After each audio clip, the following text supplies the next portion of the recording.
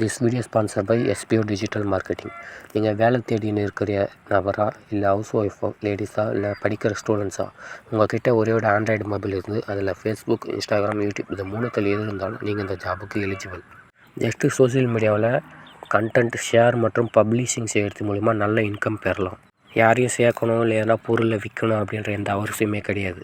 மேலும் இதை பற்றி தெரிஞ்சுக்கணும் அப்படின்னா டிஸ்பிளேல தெரியக்கூட என்னோடய வாட்ஸ்அப் நம்பருக்கு உங்கள் பேர், உங்களோட குவாலிஃபிகேஷன் சென்ட் பண்ணுங்கள்.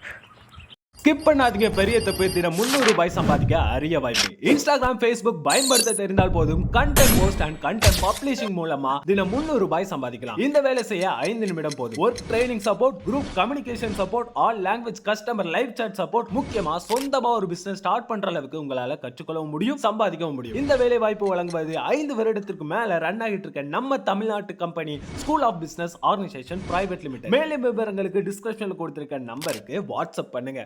Welcome to my channel.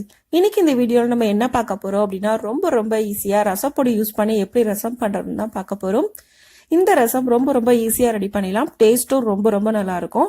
வாங்க இது எப்படி பண்றதுன்னு வீடியோல பார்க்கலாம்.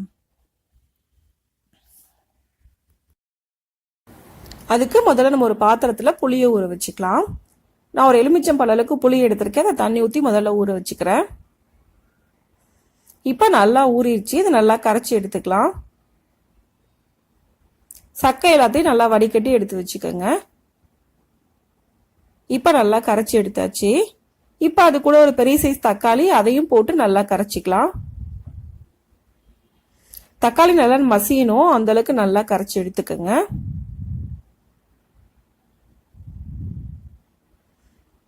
இப்ப நல்லா கரைச்சாச்சு.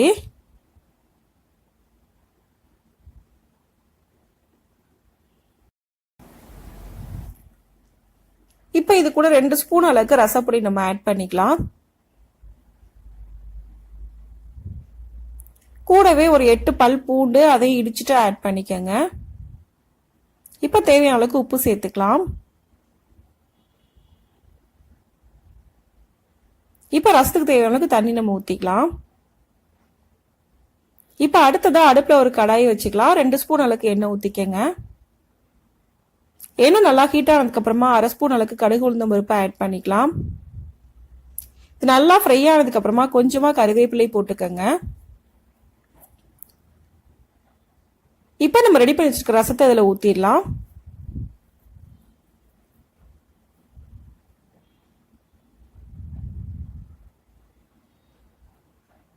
நல்லா ஒரு தடவை மிக்ஸ் பண்ணிக்கங்க.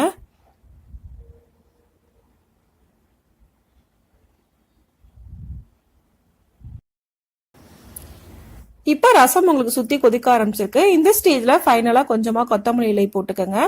போட்டுட்டு அடுப்பு ஆஃப் பண்ணிட்டு ஒரே ஒரு தடவை மட்டும் மிக்ஸ் பண்ணி விட்டுக்கலாம். இப்ப இதை வேற பாத்திரத்துக்கு நம்ம மாத்திக்கலாம்.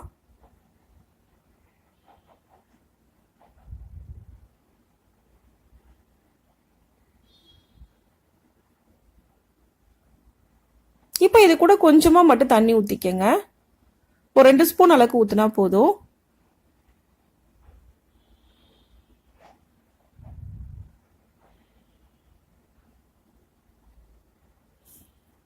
இப்ப ஃபைனலா கொஞ்சமா கொத்தமல்லியில ஆட் பண்றேன். இப்ப நமக்கு ரசம் ரெடி ஆயிடுச்சு.